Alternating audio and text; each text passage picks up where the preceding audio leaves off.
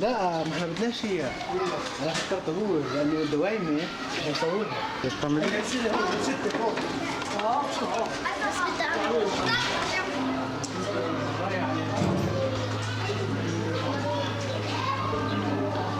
كان عدد الأسرة، اللهم صل على سيدنا محمد، بقى 1 2 3 4، يعني عندنا 4 أولاد و3 بنات وبنتين، 5 أولاد، 5 أولاد وبنتين، أو أم وأبوي.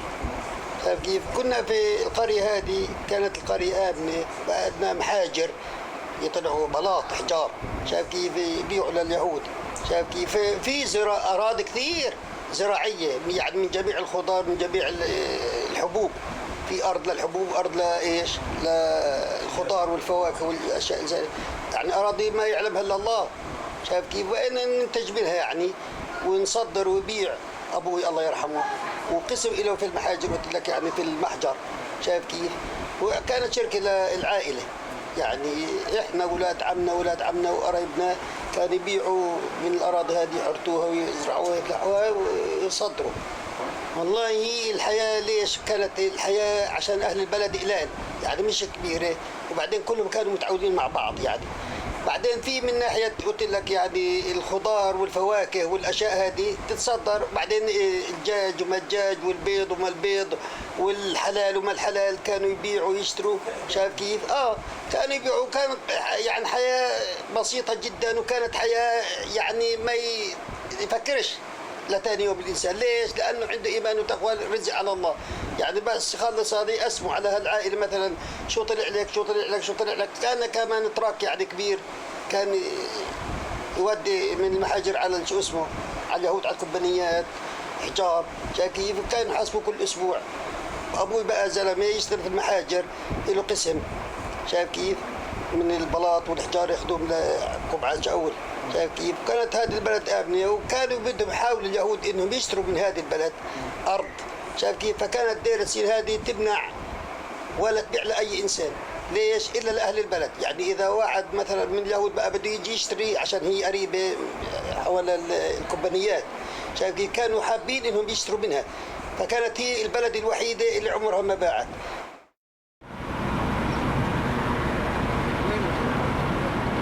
ها؟ 6 4 5 5 4 0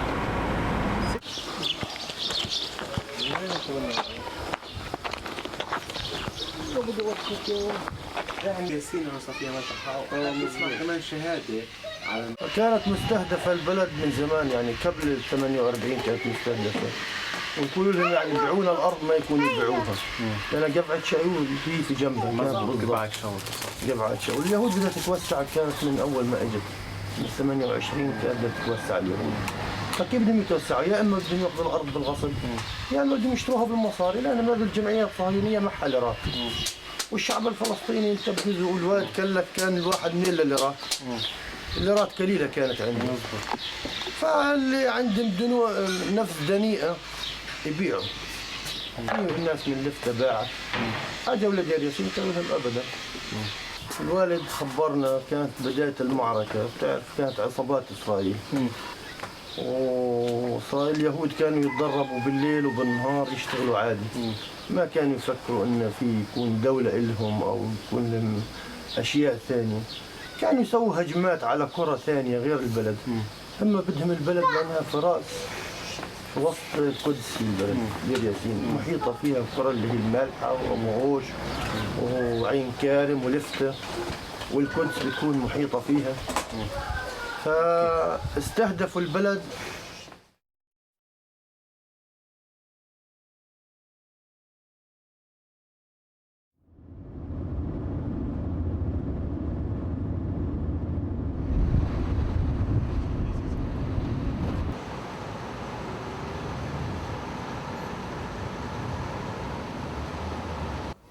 אתה מבין עברית? I served there in Jerusalem during the first 4 months of the war until the beginning of April 1948. I was there in Jerusalem. I was the commander of the special operation group there. I infiltrated the Irgun in the Stern group. They were given the right by David Shaltiel. He was the commander-in-chief of the Haganah in Jerusalem. He agreed that they would capture Deir Yassin. When I happened to know it, I ran to his office and protested, because Deir Yassin was a very quiet village in 1947-48. They made the last trouble which they made was in 1929.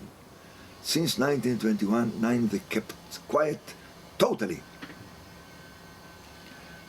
He agreed, so I told him, you know, as far as I am responsible for special operations in Jerusalem, it's a chance for me. I'll take one of my officers and I'll join them, not to fight there, but just to get the impression of the Irgun and the Stern Group military capabilities. Because sooner or later we'll have to wipe them down.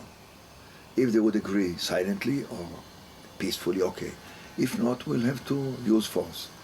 It's very important to know what is their military or combat capabilities. So I'll get him. I took another one of my soldiers.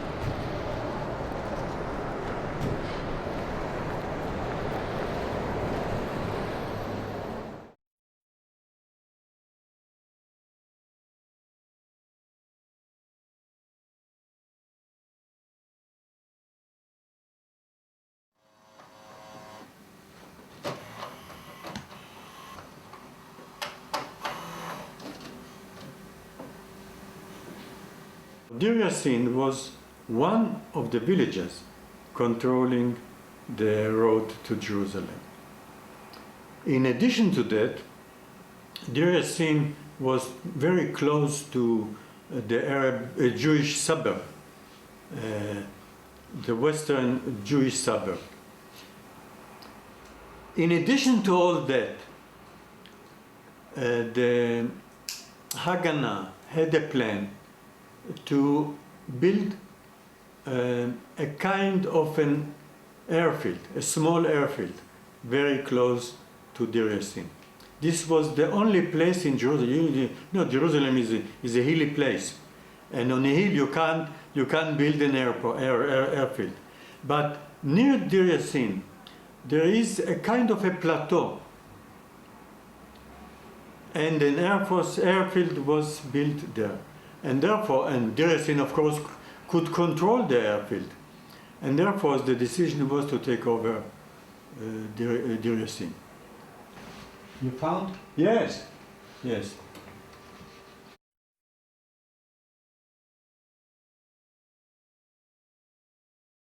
I have learned that you intend to carry out an operation against Deir Yassin. I would like to call your attention to the fact that the conquest of and continuing occupation of Deir Yassin is one of the stages in our overall plan. I have no objection to you carrying out the operation on condition that you are capable of holding on to it. If you are incapable of doing so, I caution you against blowing up the village, since this will lead to a flight of the inhabitants and subsequently occupation of the ruins and the abandoned home by enemy forces. This will make things difficult rather than contributing to the general campaign, and reoccupation of the site will entail heavy casualties for our men. An additional argument I would like to cite is that if enemy forces are drawn from the places, this will disrupt the plan to establish an aerodrome there. Yeah. Now, first of all, there is a document signed by the commander of the Haganah in Jerusalem, saying that he agreed to the attack of Deir Yassin because this is part of their own plan. We didn't know the real force of the Arabs in Deir Yassin, because we didn't know that several days before the attack, a unit, Arab fighting unit, moved into Deir Yassin. There were also volunteered from Iraqi soldiers in Deir Yassin.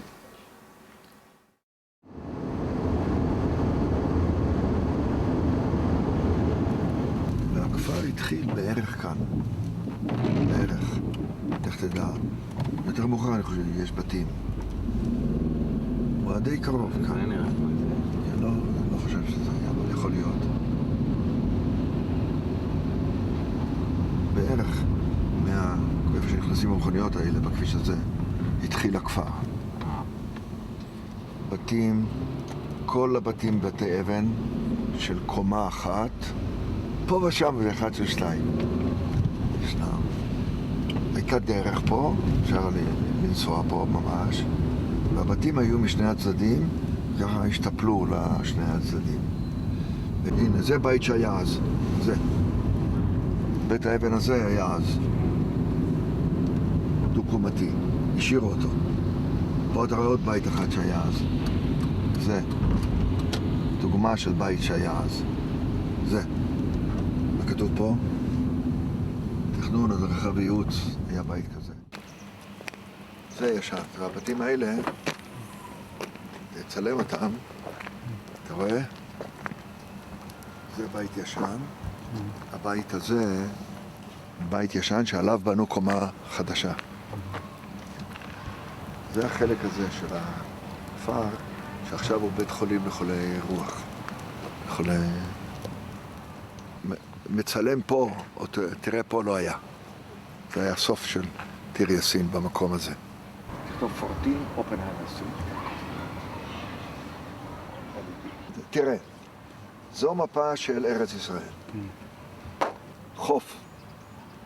יש אזור ערבי שהקשה על התחבורה היהודית לירושלים. הקשה.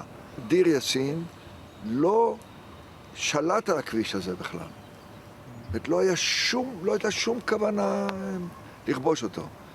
הוא היה כפר שקט, ידידותי, והכוונה הייתה, תיגמר המלחמה, אנחנו יישארו ערבים פה, והם יהיו גם כן שייכים לקהילה הירושלמית.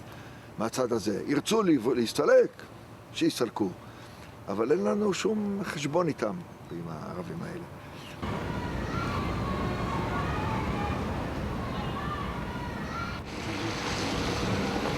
כל מה שאתה רואה פה לא היה.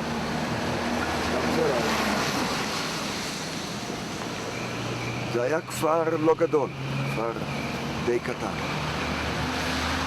הנה יש לך פה, אתה רואה...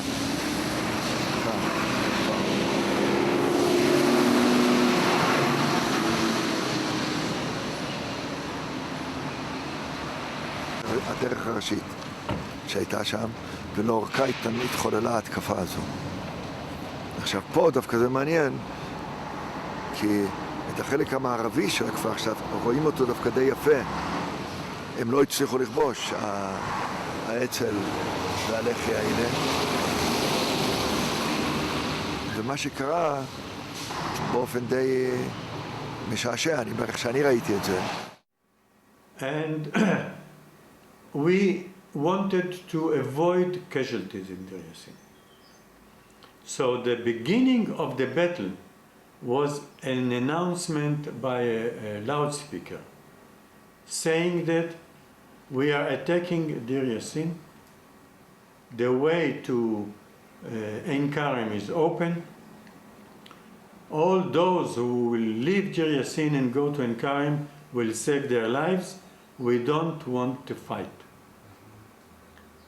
The response for this loudspeaker was heavy machine guns. This was the response. And the battle began. It was a bitter battle because the Arabs in Deir Yassin were in their houses. There were stone houses. And the attackers, Irgun and Lehi, was in an open field.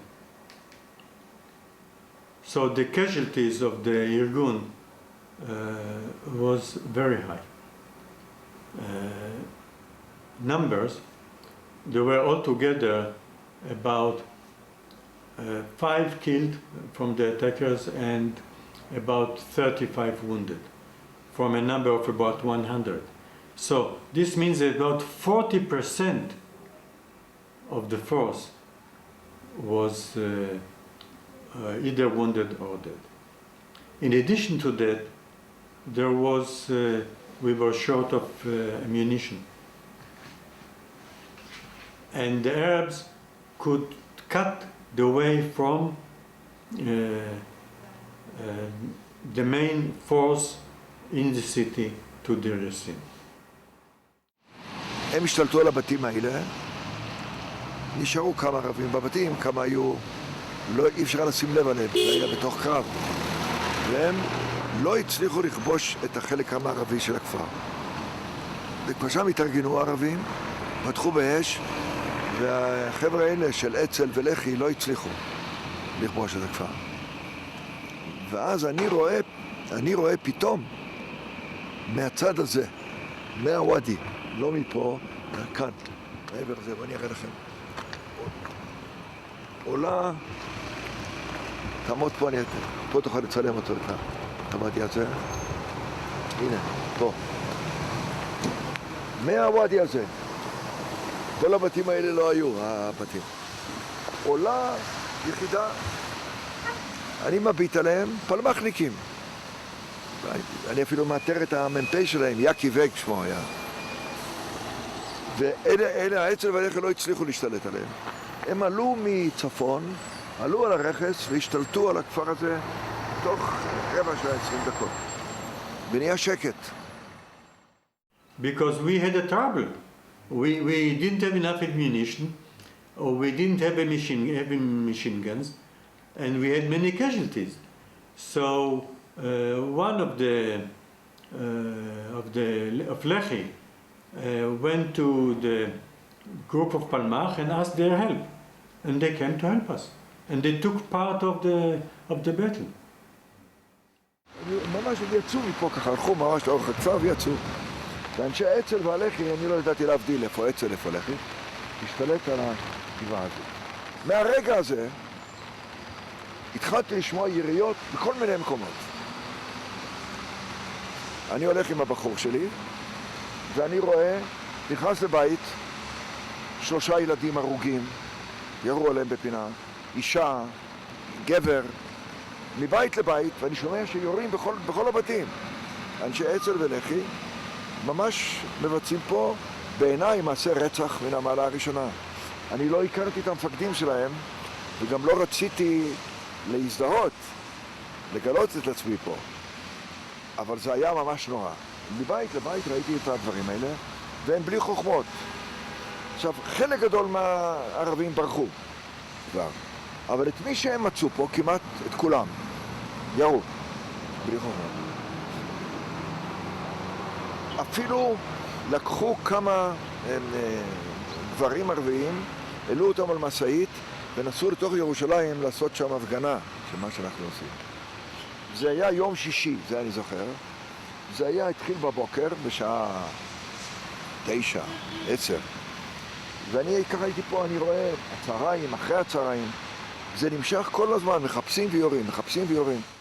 Where fire was, when we got fire from any building, the orders were to throw hand grenades into the building in order to stop the fire. this resulted many casualties. Not only men, but also women and children who were in the building. We didn't know, first of all. We didn't know who were in this house.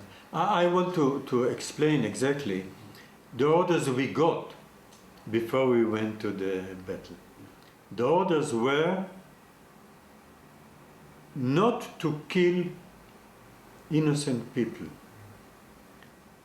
to avoid killing women and children, and also men who are not fighters, to shoot only at fighters.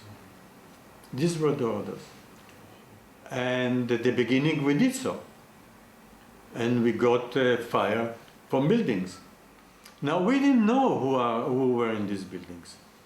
But in order to stop the fire from the building, the only way was to throw hand grenades into the building, through the window or through the door, and to shoot into the building in order to stop the fire. Now later on we found out that in the buildings there were also women and children, yes. But there were many women and children who went out of the buildings and didn't fight. הוא אמר שיורים מהבית, אז אנחנו זרקנו את הרימונים, אז בפני חיי ילדים. מבלבל את המוח. למה הם הלכו לכבוש את הכפר הזה? הוא כפר שקט. שהיה איתו הסכם, יהיה התקפה עם אנשי גבעת שאול. והם רצו פנימה, לא אני, ואמרו רוצחים, גזלונים, מנובלים, מה אתם עושים? למה אני לא עשיתי את זה? כי אני הייתי לבד. הייתי מתחיל לעשות רעש, הם יכולים גם לראות גם פי בתוך כל המומה הזאת וכו'. אני באתי כי לראות ערבי עוין, שונא, שירה עלינו. גם כן, זו הייתה שטות לכבוש אותו ולעשות טבח. היה אפשר להשתלט עליו, אפשר לגרש אנשים, מה שעשינו במקומות שונים. אבל אנשים כאלה שישבו בשקט, לעשות בהם טבח,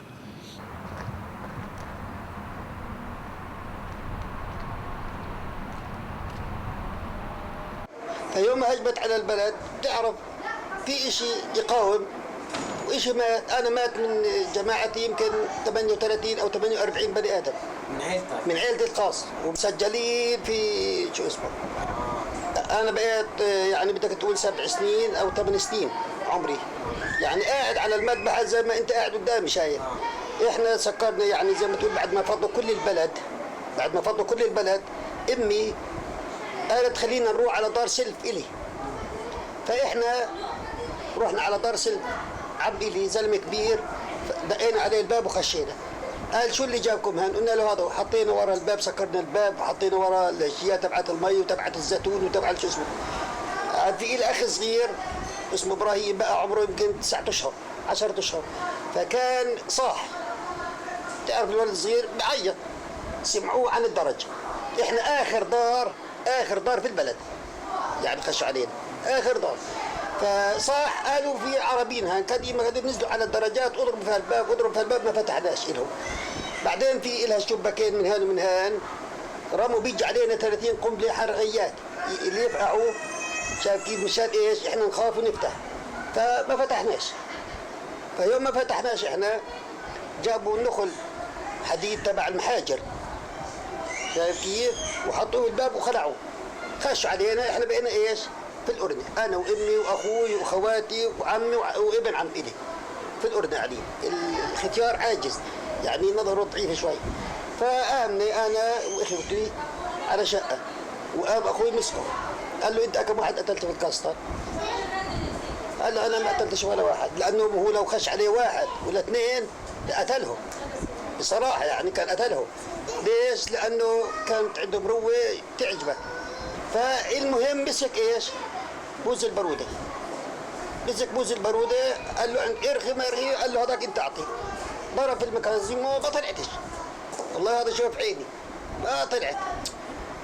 عاود اجى الثالث طخه وقع على ركبه امي. امي زي ما تقول تعرف ابنها بطلت تقدر تمشي.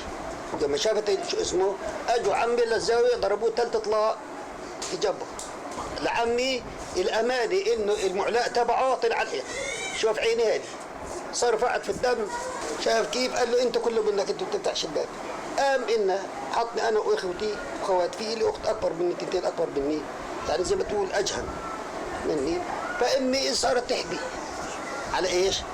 على ركبها، لانه خلاص ما قدرتش تمشي. وراح قال اصحى انت، بطلع من الباب من هان، اذا بتطلع انت من هان نذبح الاولاد الصغار. خافت امي ما طلعناش. قام في لي اختين يعني اكبر مني، قالت لها يا امها لقيت اذا بنضل هاد احنا بيرجعوا ايش؟ بيذبحونا. فاجت اخذتنا، اخذت اخوي الصغير والاصغر مني، حملاتهم وطلعنا. احنا خفنا، عاودنا ايش؟ انا اخوي توفى على ركبتها، ذبحوه، وعمي بلعبت في الدم. ويعني بديش اقول لك انهم هم يعني سرسريه يعني سرقوا في خزانات بقوا لعمي هذا، والله شوف عيني قعدوا بدل ما يلتوا فينا التوا في السرقه، لانه عصابه، ما هي خشب عصابه. شايف كيف؟ فكان بقوا شيء يحطوه يرمي فيه، شيء يدعسوه، شيء يحطوه في البير، شيء اذا حطوا واحد وابوه بالفرن دار الشريف. وبعدين بقول لك يعني بقوا يرموا الاموات في الشوارع، شيء جرافة تاخذهم، يعني هم يحملوهم يضربوا وين؟ في بير، في بير في وسط البلد، كان يحطوا كل الاموات ايش؟ فيها.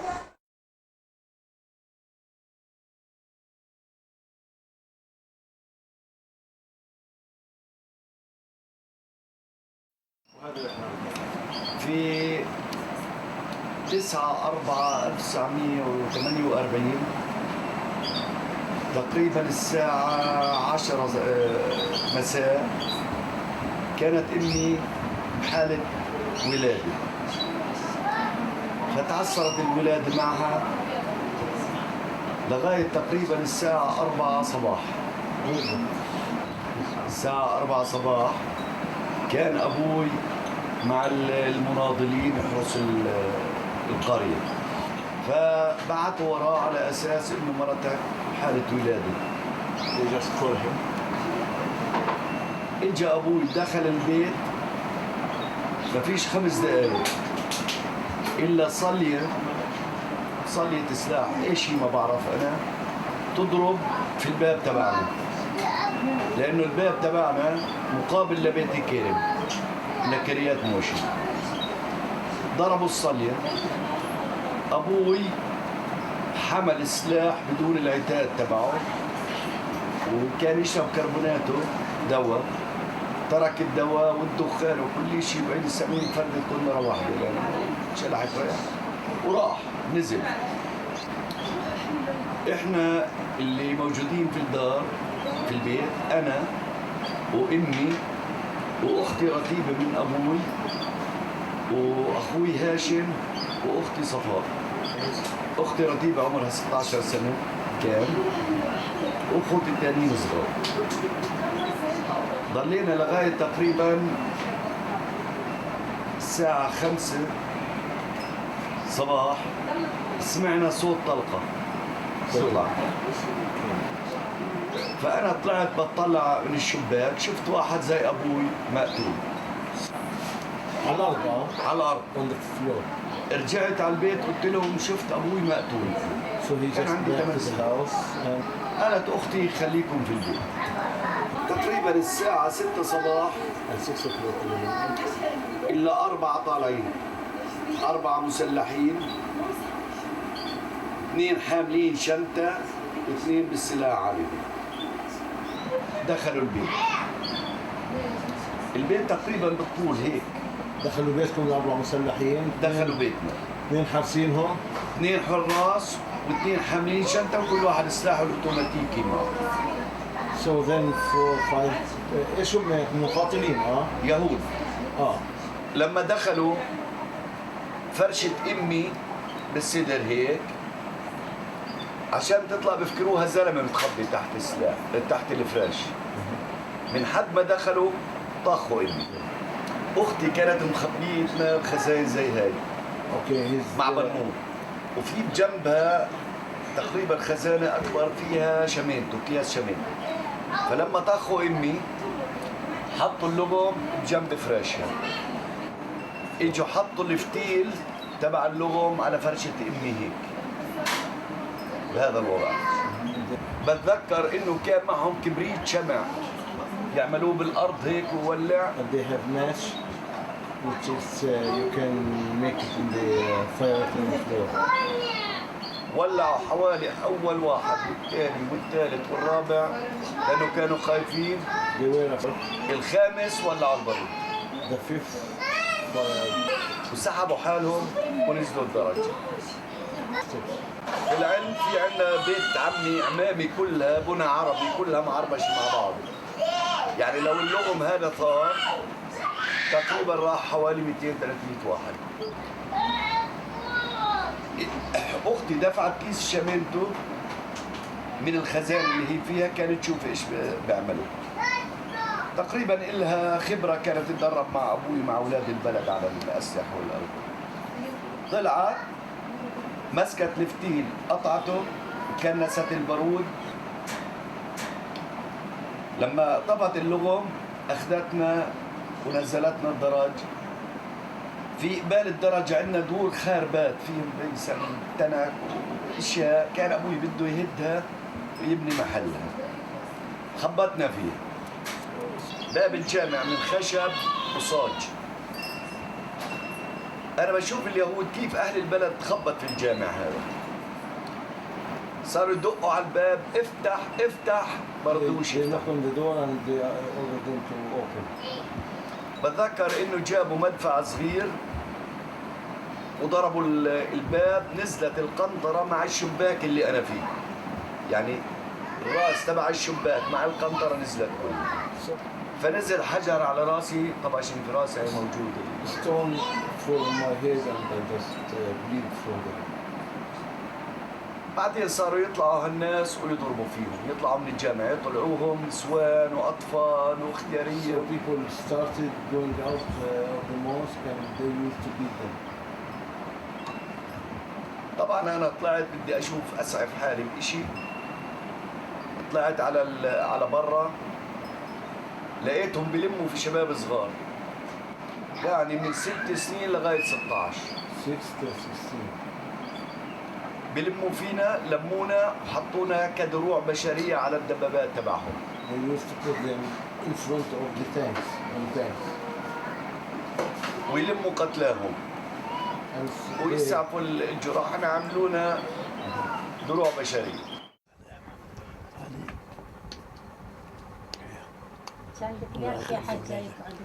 لا بقعد ونخرف.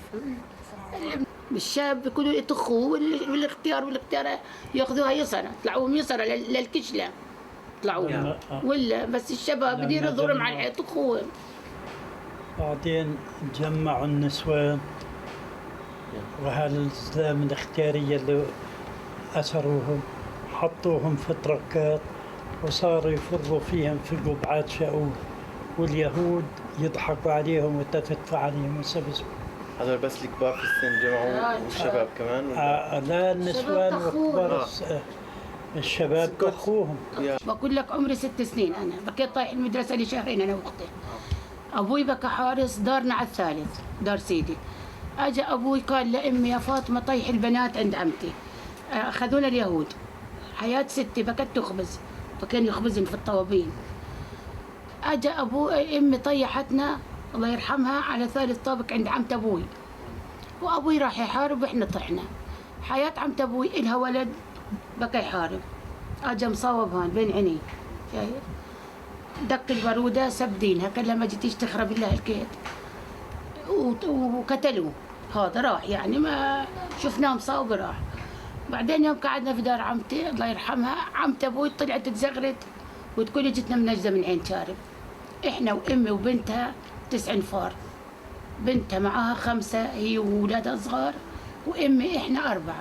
في بنت 6 أشهر على ايدها، واحنا ستي الله يرحمها اخذت اخوي ما لناش غيرها، واختي الاكبر مني قالت لها بتضلي في بناتك، ظل انا بدي اخذ ابني واشرب. شردتها عين شارب. انه اللي ظل انا واختي الاكبر مني، واختي بكت تمص على بالذمه 6 أشهر، وبنت عمت ابوي معها 5 نفار.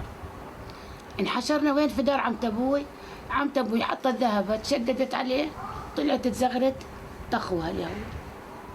طخوها طخوها وطخوا جوزها وطخوا ابنها. عمت ابوي، ما لناش عمات، احنا ابوي وحداني. عمت ابوي حلوه زدان وجوزها، وبكى جوزها زي عبد القادر ناصح، والله دكى اليهودي قدام عيني، شايف؟ كان لكومي عبد القادر هي فجره هي ناصح. حياه امي قتلوا جوز عمتي هذا، وحياه عمت ابوي، وابن هذا اللي بقول لك تصوب بين عينيها، وابن اختها شاب اسمه علي، وجوز اختها وذرت اختها، هذول طخوهم على الدرج واحنا نبحر، احنا وحياه امي وبنت عمت ابوي. ليش؟ احنا محشورين في غرفه نازل، في ثالث طابق نازل.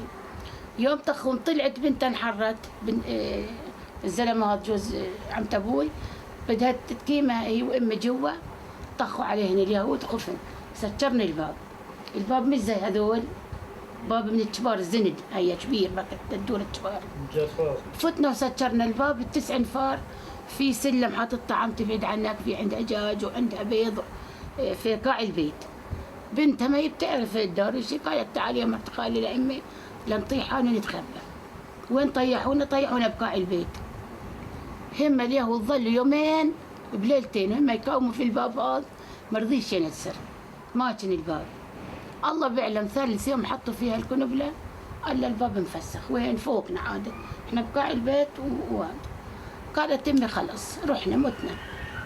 صاروا يطبلوا، كل بعيد عنك عربي ودجاجان، علمك الدجاج بيجي 100 دجاجه عند حياه عمت ابوي، إكاكين وإشي، ما عرف ما استجروش ما يطيحوا.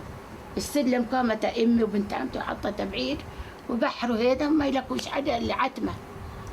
ثالث يوم قالت امي طب احنا نظل محشورين، هذا ما ظلش حدا في البلد، بدنا نطلع. ثالث يوم بعد احنا طلعنا ثالث يوم، هي صارت المعركه الخميس عاد ولا الجمعه، احنا طلعنا يوم الحج من البلد. صارت بنت عمت ابوي تتناول بنت يعني، تطلعنا 9 انفار على الشارع. صرنا الشارع في عندنا معلمه مدار الحسيني، مش مدار الحسيني حاج، هند الحسيني، طلبت من قرايبنا ثوب، احنا بنلبس ثياب زي الحجه وخركه زي هذه لبستها، وصارت تسعف في المجاريح، قاتلينها باب دار سيدي، يوم مشومه هي والزلمه اللي باقي تسعف فيه. مركنا بدنا نتخبى، تقول في دار ثانيه، قال اليهود ناصبين برن على الدرج. قالت امي هانا بيقتلونا اليهود، حتى نتسلل علينا وجرينا ونروح نرحل، يعني في مروح لدار سيدي، بنروح من هناك عين شارم. صرنا كل ما نمشي خطوه بعيد عنك رابطين كلاب في الدور يعوين، والكشاف يذوي. حياه امي تقرا قران، ويا رب ويا رب ويا رب. ظلينا من بلدنا يعني من الدار اللي احنا فيها تقول لهذاك، شايف؟ للواد هذاك، سندنا بين هالتين وهالشيء.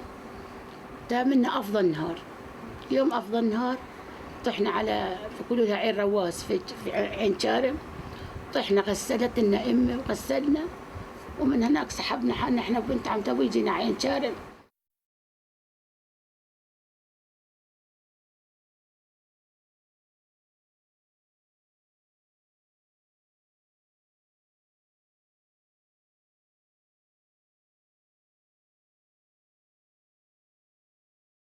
So now about Deir Yassin, and Yes.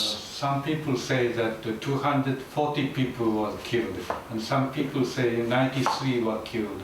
What's the number is correct? I think I am the only one who started that business about the smaller number. A study of Deir Yassin and interviewed a large number of people from Deir Yassin, and in a monograph that was published by Birzeit Research Center, where I was the director of the center, we published that monograph, which said that the number is possibly around 100. 5 or 7 more or less. All right, so I think I was the one who documented that business, and I wrote a monograph trying to explain why did it become 250.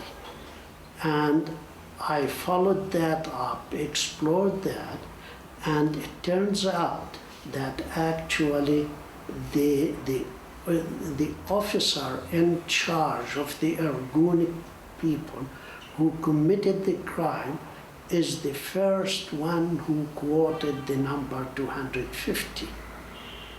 And the idea, of course, in retrospect, it fits with the purpose. They wanted to scare Arabs. They are the ones who said they killed, they raped, they announced that to the world. And the Arabs were naive enough, and later on they start to accuse the Arabs of exaggeration. Actually, the Arabs did not exaggerate, but they took the number 250 and they spread it all over to show how bad the Jews are. And the Jews wanted, it went the way they wanted it to work. They counted on the Arabs screaming and shouting, look what they did, they killed 250. But really, no one was there to count the bodies. They buried the bodies. They put him in a well, and they put about half of them in a stone quarry, in a place where they get stone blocks, which they used to sell to the people of Jerusalem. So most of Jerusalem is built with the stone from Deir Yassin. All right. The first person to get there was a representative of the Red Cross. Got there after 2 days, and he's the one who brought the news to the people of Jerusalem that 250 were killed, because the Israelis told him that 250 were killed. Of course, they were already buried, and he couldn't have counted, or he simply asked, and they told him that we killed and buried 250. He went back to the people of Jerusalem and told them that, and it spread. All right. Now, again, the people of Deir Yassin at that time, they did not know how many people killed. They possibly felt like 500 people were killed, because each family went its way. They may have lost a member or two. Everybody assumed that those whom he cannot see are possibly dead. So they accepted the number 250. I saw a news item in a newspaper which came out of Jaffa. The first day the news came out from this Red Cross man, and the headline says 250 massacred in Deir Yassin, and then they had a list of the names. The names there listed were about 80. So I took these 80 numbers, and I had two different people, one in Jordan and one here, make a list for me, go around to different clans, different tribal groups from Deir Yassin, and find out who was killed from, because everybody knew about his cousins and relatives, even if they were small infants. And I guess one collected about 90 names and one about 85, and this item from the newspaper. And I brought these lists together, and I started to ask people, and found out that some of the people in the list in the Difa newspaper were still alive. Anyhow, I came out with 96 names that I felt were confirmed properly.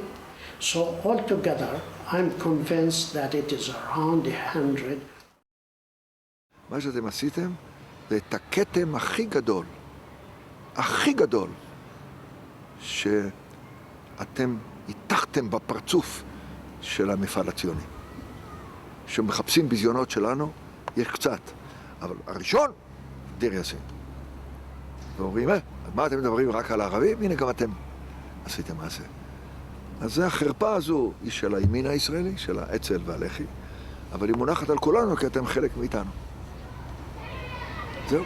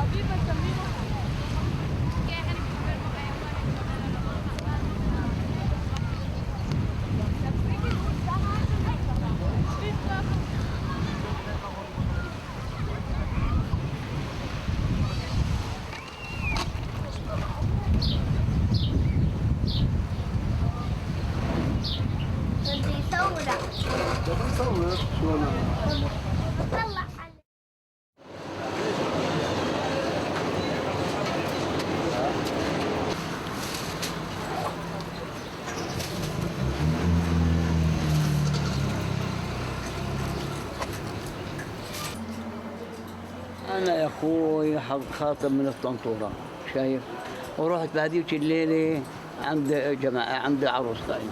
احكي لي شو اللي صار بالضبط، كيف احتل الطنطورة، كيف صار القتل؟ يا أخي الطنطورة هذول الجماعة بالعربي أجوا أنظروهم إنه بدنا نفوت نتفاهم إحنا وياكم شايف. في جماعة وافقوا جماعة ما وافقوش، فاليهود فاتت استحلت الطنطورة في الكتل. عند الحلاك احنا بالغرفة اللي عند الحلاك شفناهم هذول الجماعة لما قتلوهم شايف. جيش بقى مثل التراب من البلد.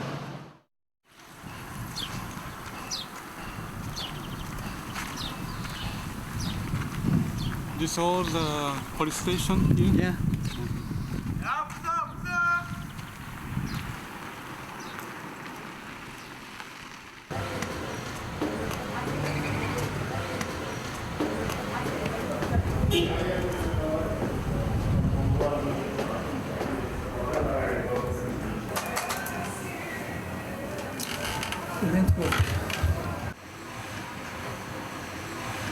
At what time you decide to study about the history of Tantura?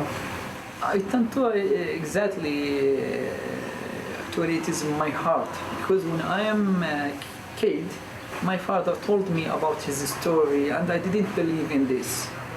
What happened in the first Intifada, and I see that in my eyes, how did the children and women killed, and how did the soldiers take me to the jail and shoot me in my hand here in a bullet, and broke my my knife here, and many things I happened to my head because I help the people, my people, because I am a student in Najah University, and I go with the people, the student.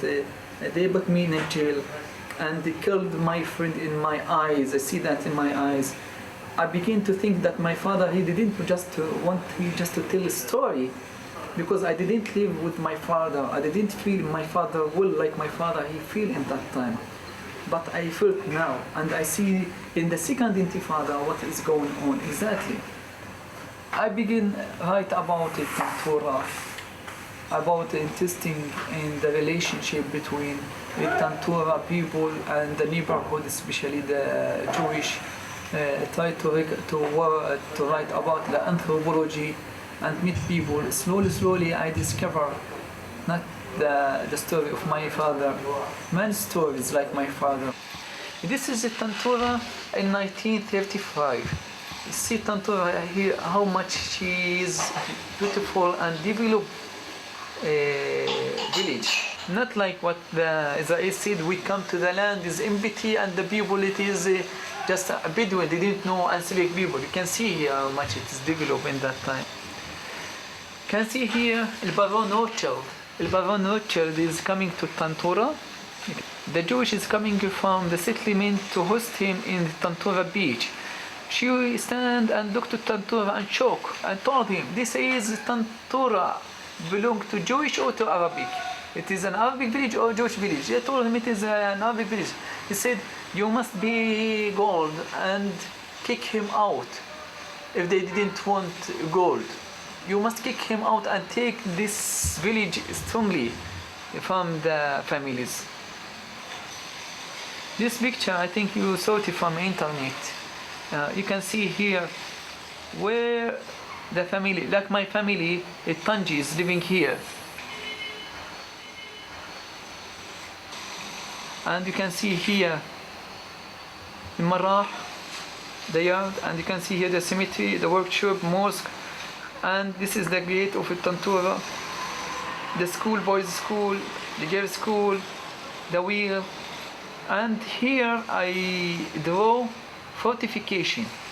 I know now all the fighters, Tantura's fighters, and the kind of weapon and bullet, and who was there, and here, and here, and every, and this you can see from 4 directions. We have one like this. That means the Israeli army, how did they enter to Tantura from 4 directions?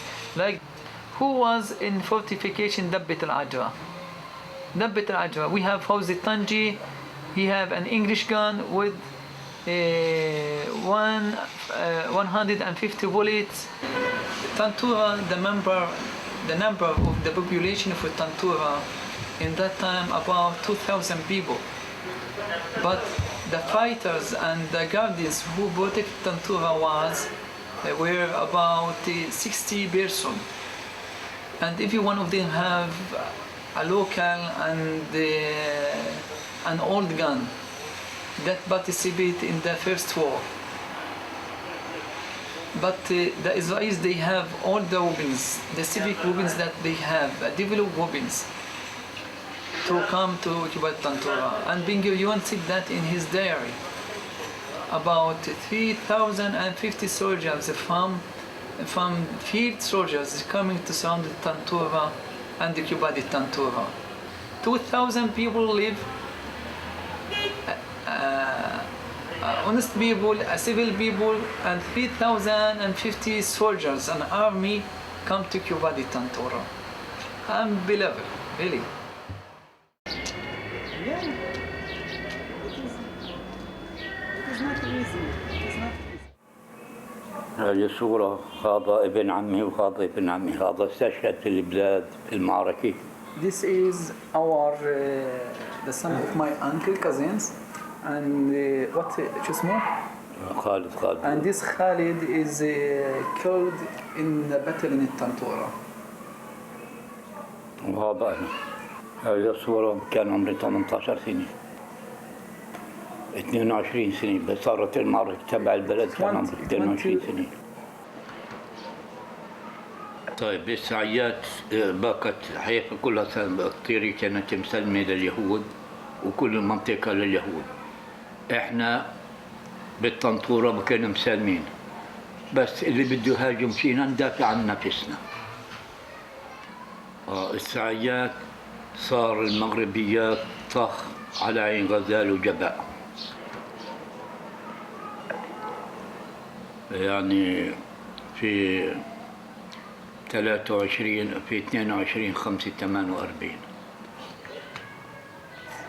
استطعنا كلنا حراسي أحسن اليهود هاجمونا ندافع عن أنفسنا. إذا بقيت أنا بالاستحكام أنا معي 3. الساعة 12 بالليل ليلة 23/5 هاجمونا. الساعة 12 بالليل هاجمونا من الناحية الشرقية، من الناحية الجنوبية، من الناحية الغربية، من الناحية الشمالية، طوقونا كلنا هيك. إسا إحنا بقى معنا كل واحد بندقية، معناش يعني أسلحة ثقيلة. ضلينا نقاتل فيها تخلصت الذخيرة منا. ساهمنا حالنا نزلت، أنا كان الاستحكام تبعي بعيد عن البلد حوالي من كيلو. إذا ساهمت حالي نزلت على البلد ولا البلد صاروا اليهود فايتين فيها. إذا قتلوا سليم أبو شكر قدامي، الزلمة اختيار مسن بالعمر.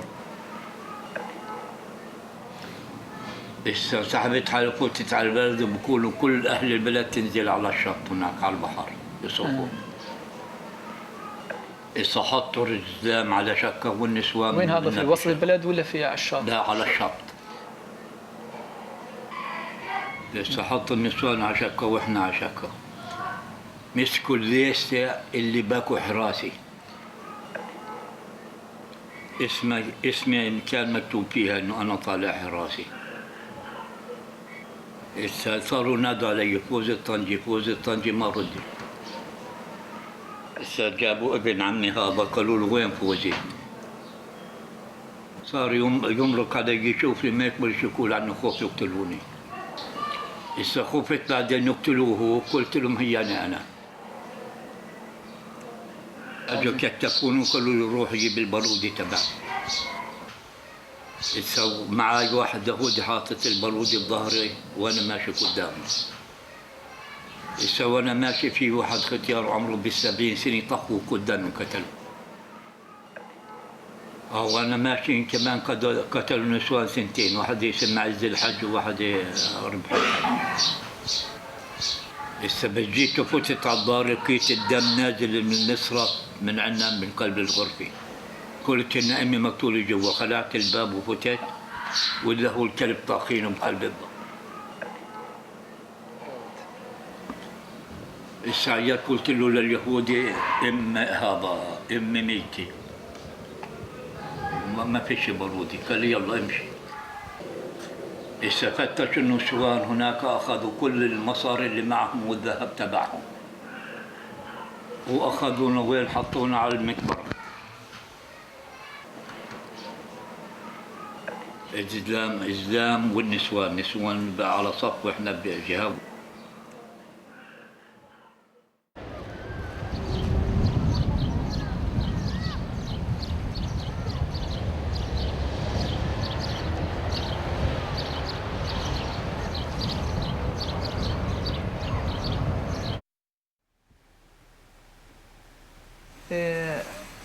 This is a picture you can see here in a cemetery, and here is the soldiers. You see here a lot of soldiers here. It is not clear this picture, and you see here people without the clothes and the hand tight. The hand is tight in his back. It's tight the hand, and in front of the woman with the children. The soldiers take this part of men and kill him in front eyes of the men.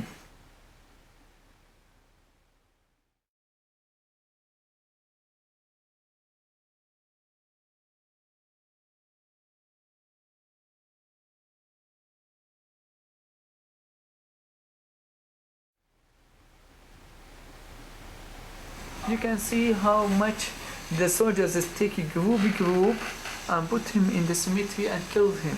This is a group of maybe 10 or 15 persons surrounded with the Israeli army and jeep here. Look, we have soldiers there, jeep, and look, soldiers with gun, soldiers surrounded a group of men, take him where? To the cemetery before they killed him. That means the people that we interview them, they are honest. They take all a group to the cemetery to kill them. This picture, you can see here the bodies that the soldiers stand a group of men in the wall of Al-Hajj Fakhriyi home and shot him. قالوا لنا ابحثوا مدود عشان يحطوا الكتلة فيه. بحثنا مدود حوالي 40 متر على عرض 3 متر. صاروا ياخذوا كل 10-12 واحد قدام امه قدام ابوه قدام اولاده ياخذوا طيب يرجعوا ميت. هسه اللي يجيبوهم ميتين في شيء ايده تتحرك وشيء يجي تتحرك يدبوهم في المدود هذا فوق بعضهم. 210 شباب اللي اخذوهم قتلوهم وحطوهم في المدود هذا. ودفعوا ورموا عليهم التراب. طب هذا بنا من قتل ولا بكى مع برود ولا شيء اخذوا قتلوه. في جماعه بكوا ياخذوهم ويطخوهم. وياخذوا كل 10-12 واحد ياخذوهم طيبين قدام ياخذوه قدام مرته قدام اولاده قدام امه وابوه. ياخذوهم طيبين ويرجعوا ميتين. وفي ناس باب دار عبد الرزاق اللواء هذا صفوا حوالي من 33 واحد رشهم رش.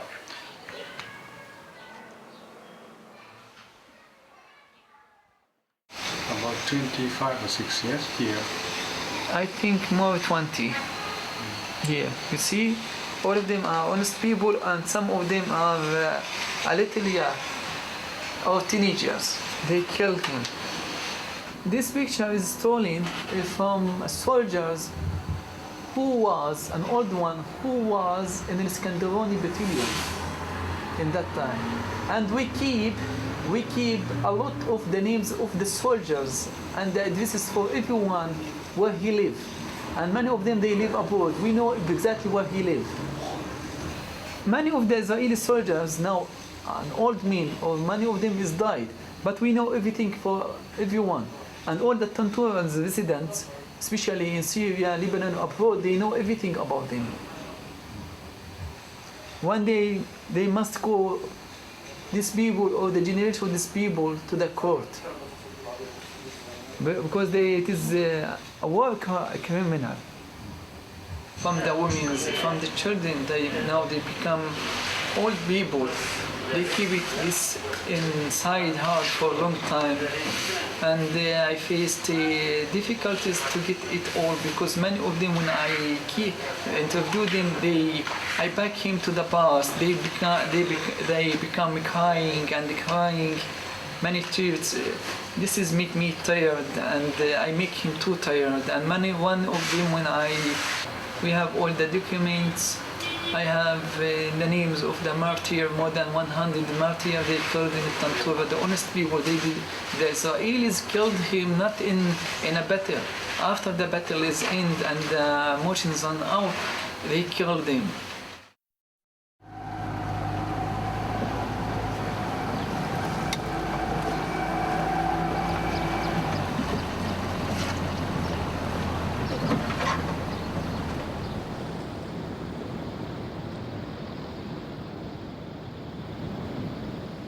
All kinds of refugees from Tantura who lived who are living, those who are still alive.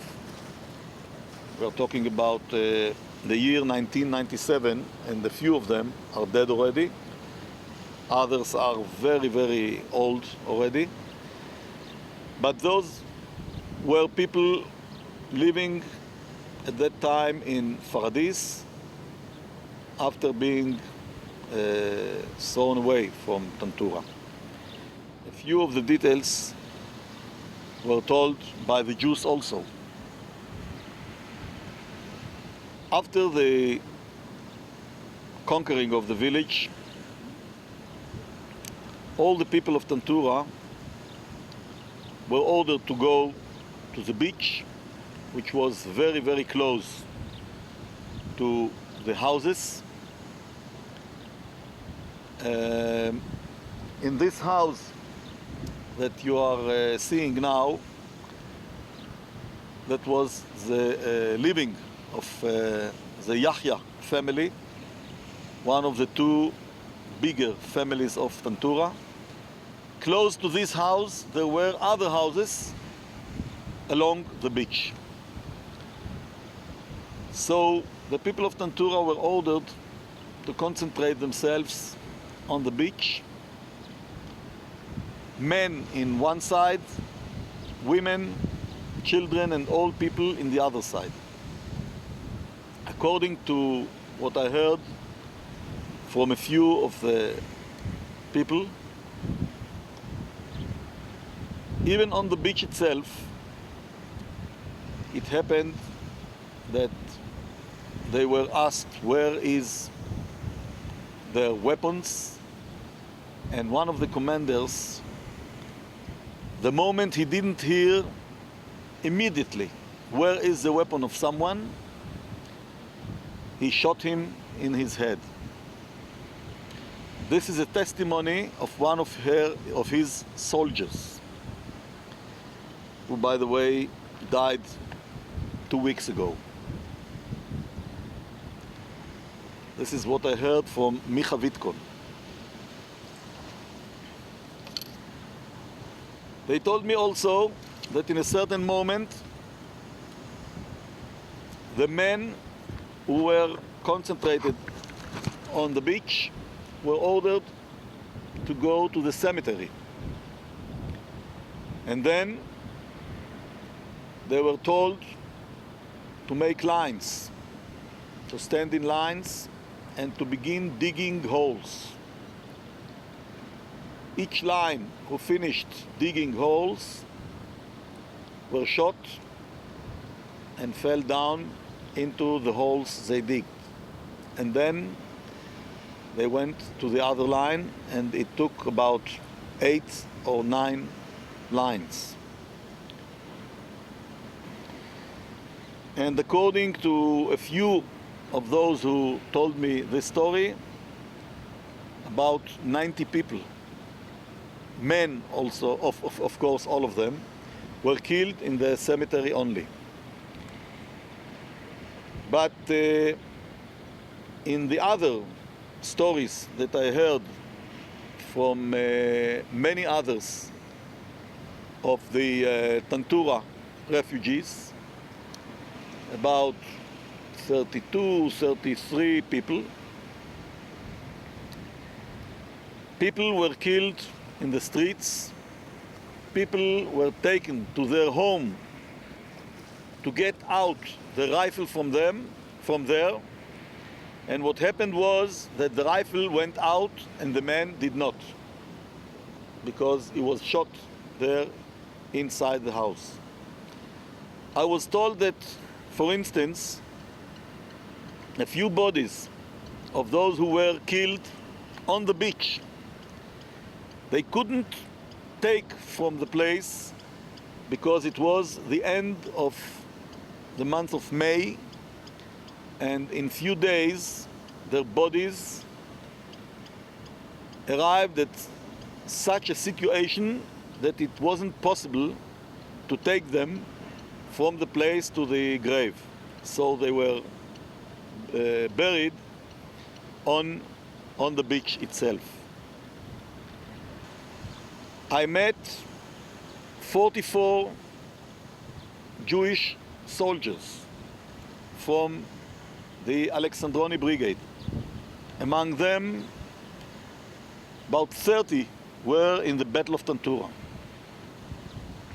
From those 30, 7 of them told me in different ways that something terrible happened in Tantura at that day of the conquer of the village. The other 23 didn't even mention anything special. But talking about something like this, if only one told me something extraordinary, and he is a Jew, this is already something. I'm talking about 7 who are recorded by tape, of course, tape recorder.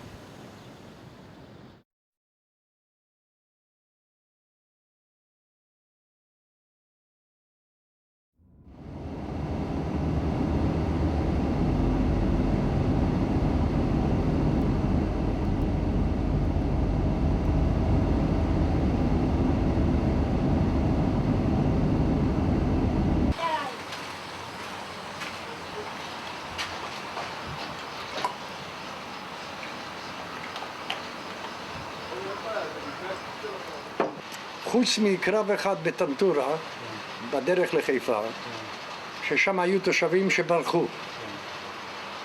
אבל אני לא הספקתי לראות את הקרב, משלפני שנכנסנו לזה, אני קיבלתי את הכדור בראש ולקחו אותי לבית חולים. אז מה היה שם הסוף? אינני יודע. בטנטורה אני שמעתי שחיה פה, יש אומרים ככה, יש אומרים ככה, יש אומרים ככה, מאחר שאני לא הייתי עד הסוף, אני לא יכול להיות עד ראייה למה שקרה שם, אם קרה שם משהו, אני לא יודע. אומרים אחד ביד אומרים 250 נהרג, או אחד אומר 150. אני לא יודע, אני רק יודע שבהתחלת הקרב בטנטורה, שאנחנו נכנסנו מדרום לצפון, היו שם חיילים שהיו יחד עם הערבים. בכל אופן, אני קיבלתי את הכדור מחייל שהוא היה מאירופה מאיזה מקום, לא יהודי. הצלחנו להרוג אותו, אבל אחרי זה אני הלכתי לבית חולים. אני קיבלתי כדור פה, הוא יצא לי פה. מה פתאום? כן. And as he was wounded, and as he didn't, as he wasn't there inside the village, so he could tell you, well, I don't know, because I was wounded and I remember nothing. This is my explanation.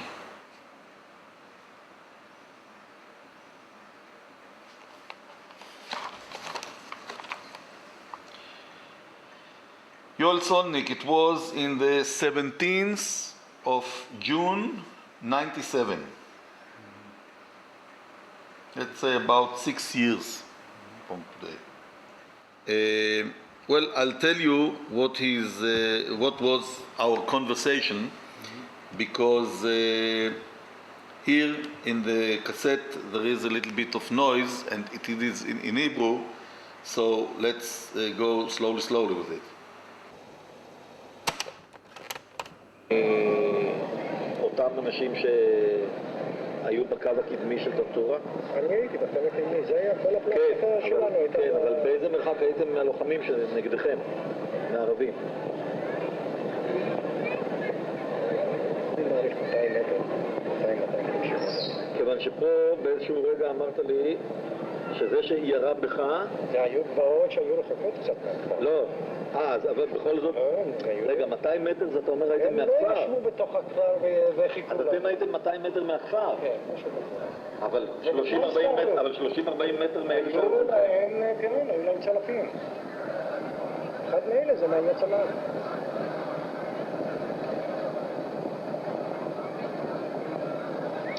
עכשיו, ממה שאתה שמעת מהם, הייתה איזושהי השפעה על המקרה הזה שקרה עם אידלה על החבר'ה עצמם?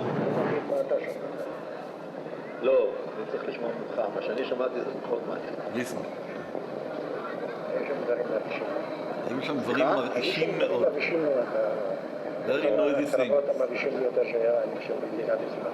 One of the most noisy battles.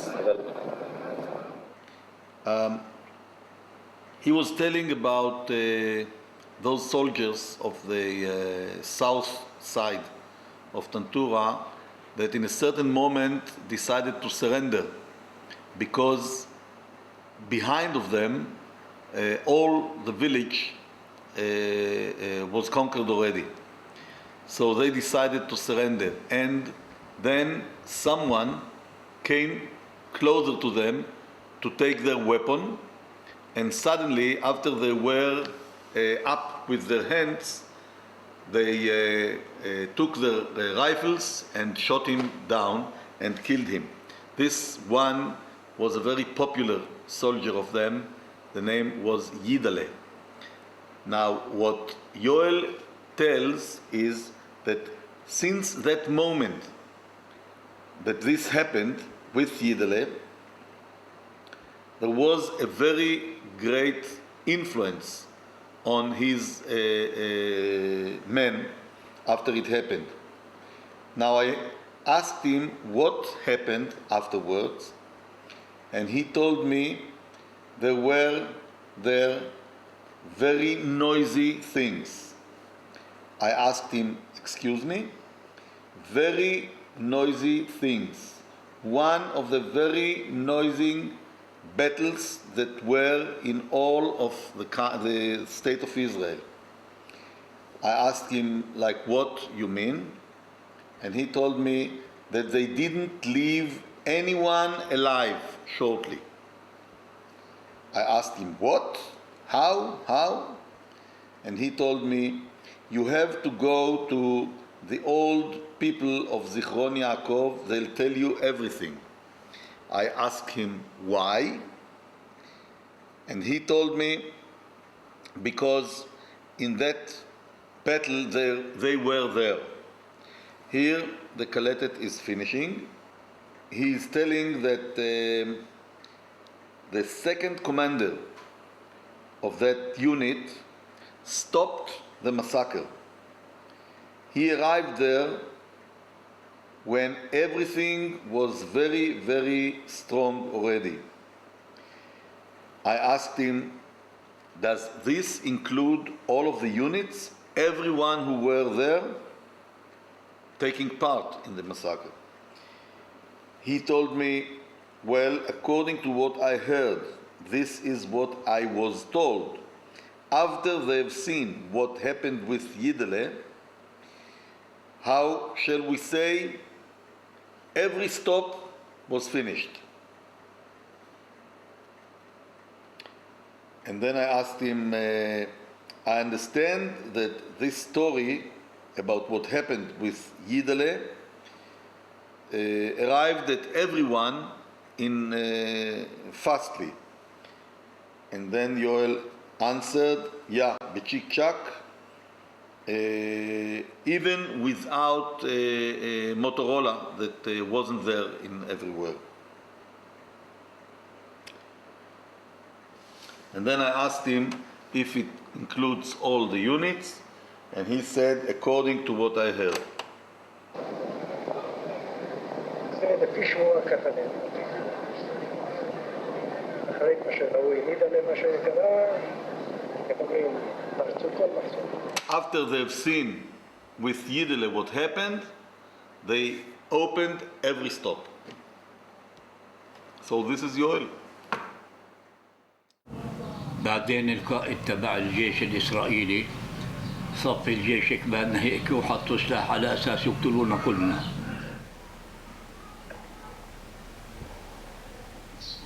مع زيت أهل بنيامين وأهل زمرين قالوا لهم قتلتوه في المعركة قتلتوه وإذا ما تقتلوش واحد على المعركة.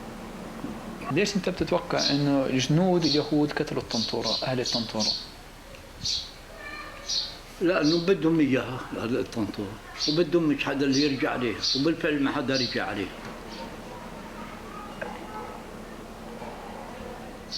بعدين مسحوا البلد هدوها كلياتها هي كملوها. مركز زمرين مركز الشرطة. وبعدين أخذونا على المعتقل والنسوان طلعوهم من البلد حطوهم بالإفراد.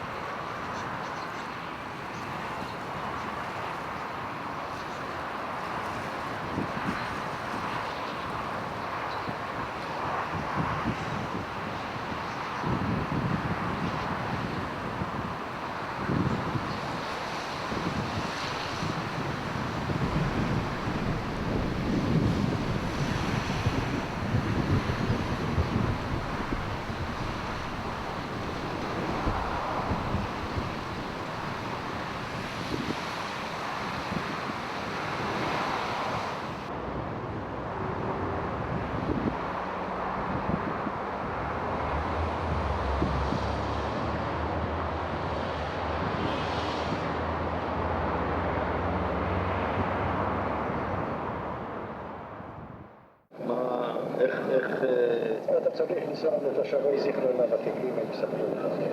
כי למה? כשהם בקרב באו לשם...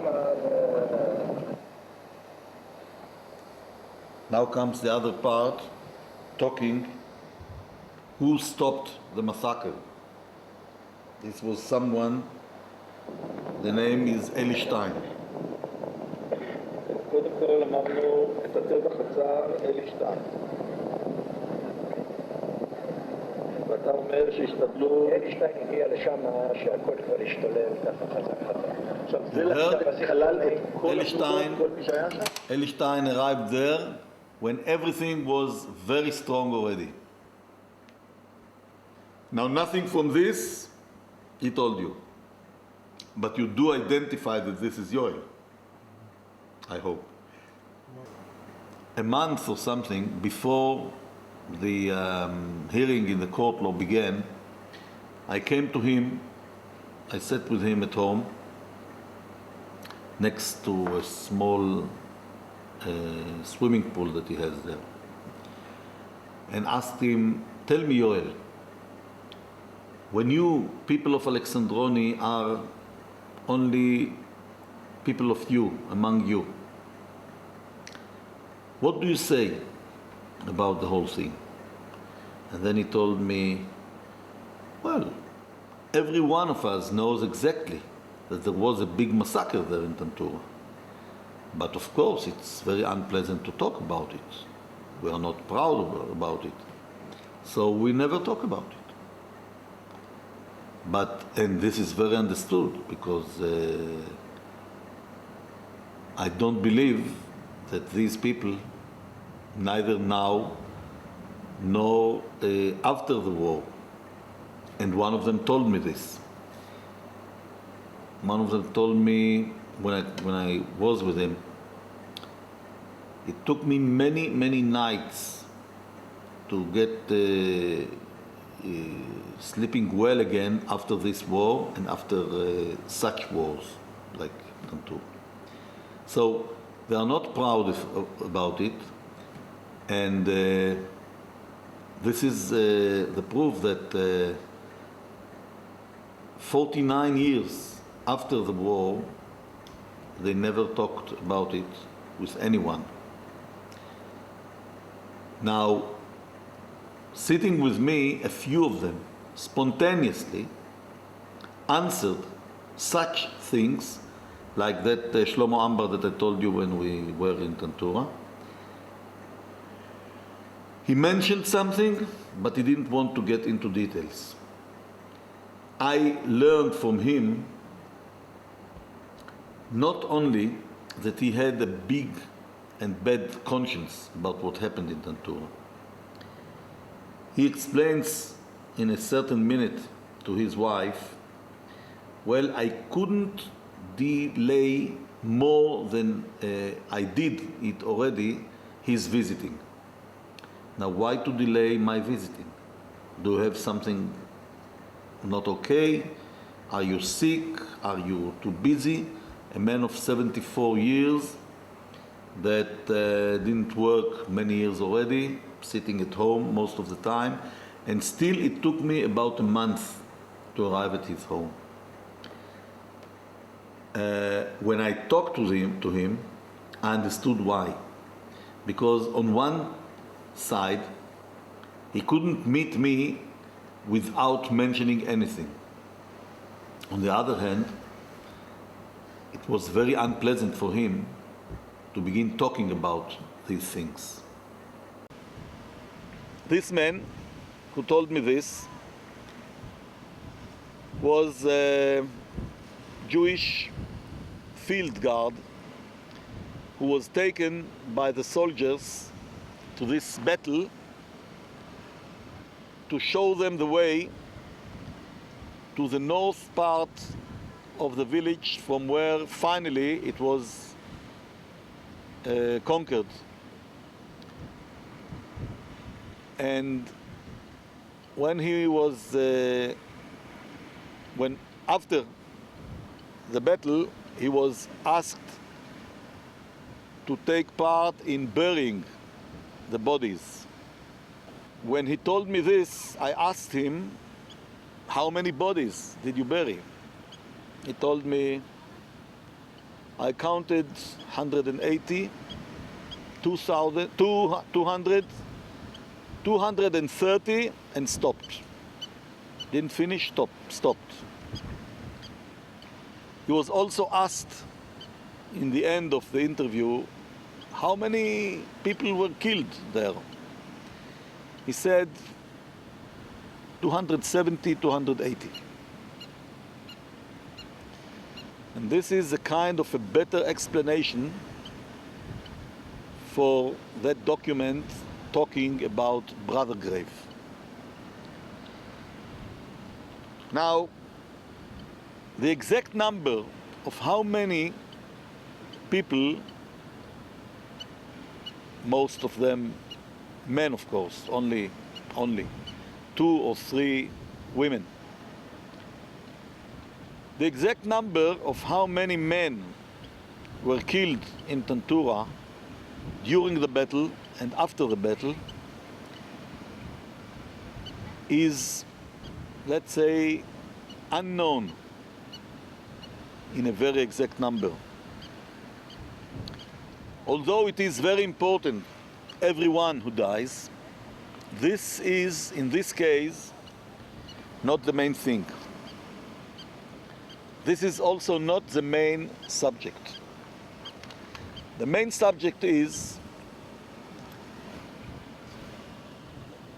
here in Tantura, in 22, 23 of May 48, there was a massacre. There is a certain difference between a war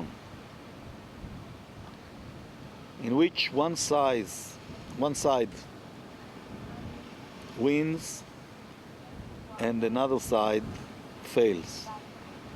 I mean, it wasn't only a war where the Palestinians lost the battle. What happened here wasn't also only pushing away the Palestinians from their village.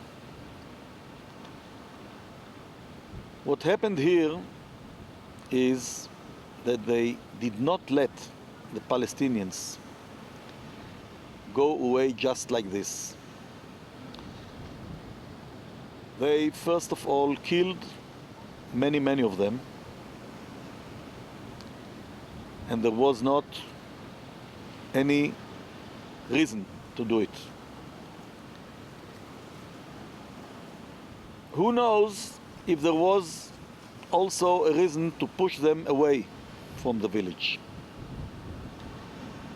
Because this village of Tantura did not attack the Jews. This village was through the highway from Haifa to Tel Aviv, Jaffa, and never attacked Jewish transportation from Haifa to Tel Aviv. They sat down, living their life, and said, we have nothing against the Jews. We hope that the Jews won't have anything against us. When I asked the commander of that brigade of Alexandroni, why did you attack Tantura in the 22nd of May 48? He told me the following. There was a big port, relatively a big port in Tantura, here, and it was possible for them to receive equipment, weapons and so on from Lebanon to help other villages. He meant Jabba, Ijzim and Razal. because I researched what happened in Jabba Ijzim and En Razal, I know for almost sure that those three villages received most of their weapons from the Iraqian who were in the other side in the area of Wadi Ara and not from the Tantura port. Anyway, even if the Israeli army had already risen to conquer Tantura, I still don't see why there was any reason for that massacre. And then I have two versions. How was it stopped? This, what happened. One version says that someone came on a motorcycle telling the commander, the Jewish commander in the place, to stop killing the Palestinians because at that very time there were many Jews in prison by the Jordan, from Jerusalem and from the Etzion area, and in case it will be known that the Tantura people were killed, they may be killed also. Another version is that in a certain moment, a few of the honorable people of Zichron Yaakov, the Jewish settlement that is upstairs on the other side of the highway,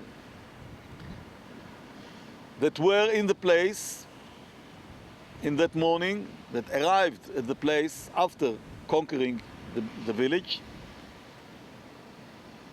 came to the commander and told him, so far enough. What you've done so far is quite enough, and stop it.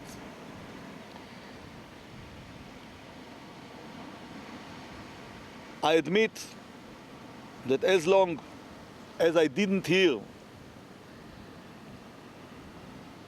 about this massacre from the Jews, I almost did not believe that it happened. But the moment Jews began talking about it, even if they talked generally without details, I didn't have any other choice but to believe that this happened here. Now, as I came to this research as an historian and not as a politician, I did not and I could not have any hesitation in including these facts in my research, although people told me from the beginning, when it was known already at January 2000, and they are still telling me today, why to do this? Why to publish to this research that may make harm to the good name of Israel? I believe that first of all, when you are making an historical research, no political names are involved in. But the problem here, why did the Israeli deny that it's a massacre? This is the question. Why they are afraid to discuss this? Why? Why do you think? I think because if the Israeli is, she considers herself the Oasis, the democratic Oasis in Middle East. And this is make to her problem in the relation with the other countries, that she want peace and she's a democratic state, and now she established her state in a massacre and killing. And she all the time accused from German and from Italy and from all money in the Auschwitz and the Austria and money for what happened to the Jewish in Europe. And now she committed the massacre at the same time. This is the mistake that she didn't want to make people know. Why all the world is interesting in the Holocaust, Israeli Holocaust in German, and they document all the interviews and the printed boxes, but in the Palestinian testimony it is lying. Why? This is a human being and this is an animal? This is the question. Why?